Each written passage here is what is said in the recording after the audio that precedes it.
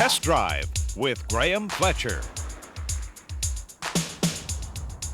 This week on Test Drive, we look at the totally new Chrysler Neon. Now this is going to be a very important car for Chrysler because subcompacts account for a huge proportion of the Canadian market. The question is, have they hit another home run? We'll have the answer at the end of this week's Test Drive. One of the areas that will set the Neon apart from much of its competition is the level of standard equipment and the thought that has gone into the interior layout. Start with dual airbags, adjustable seatbelt anchors, child-proof rear door locks and optional ABS. Then throw in lots of storage space, coffee cup holders and a special spot for tissues. Add a nice set of rotary heater controls and a wonderful dash that is plain, simple and easily read, and one could quite easily be describing a much more expensive car. One of the big advantages to cab-forward design is the amount of interior room. And what I've done, I set the driver's chair to where I would normally have it, and as you can see, there's an inordinate amount of legroom for a subcompact car. There's plenty of headroom, and standard on all Neons is a 60-40 split folding rear seat, which adds a lot of versatility to what is a small car.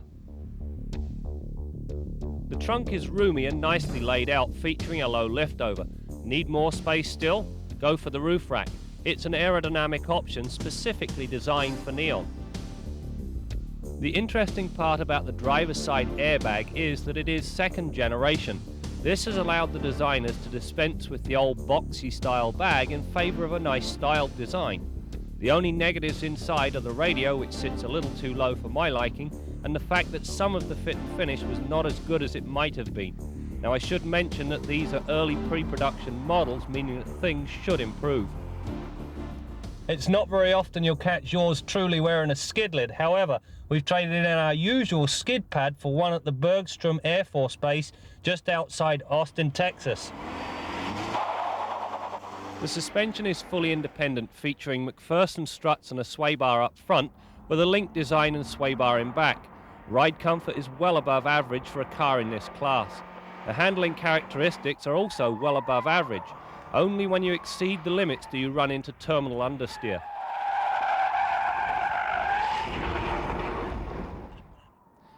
When driven properly, the car displays little understeer and body roll is kept to a minimum, even during emergency lane changes. Another plus is the very tight, direct, responsive feel imparted by the power-assisted rack and pinion steering. Both the engine and 5-speed manual gearbox on this Neon are totally new. As with the new generation of powertrains, there's an overwhelming emphasis towards weight saving. This gives you better fuel economy. Take the transmission, for instance. It tips the scales at just 80 pounds, making it a featherweight. As far as the engine is concerned, they've used a lot of weight-saving materials. The most obvious being the intake manifold here, which is made of a composite plastic material.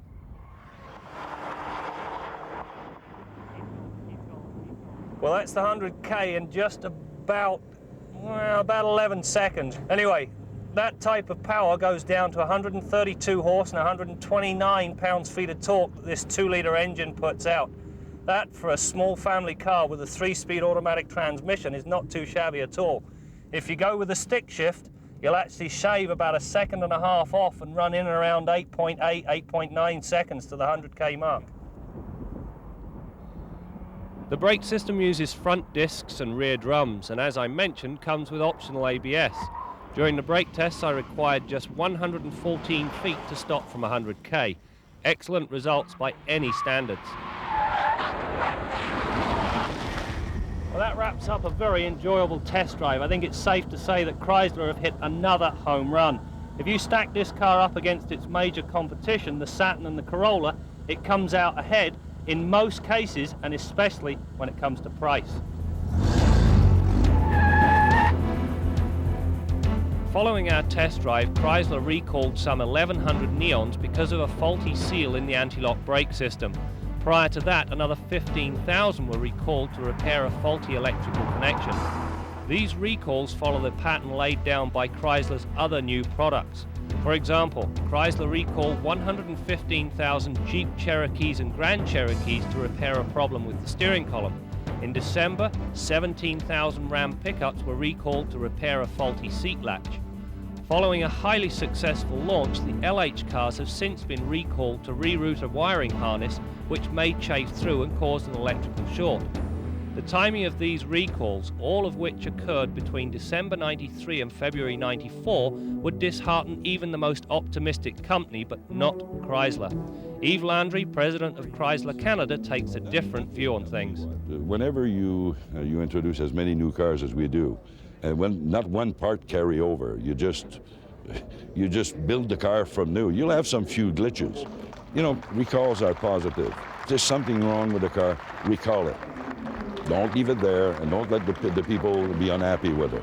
So that's basically the answer, and I'm very confident. You know, if you want to ask somebody the real measure of quality, ask somebody that's driving an LH car today. Ask him if he likes his car. You'll know that we made an awful lot of improvement. So here's the question.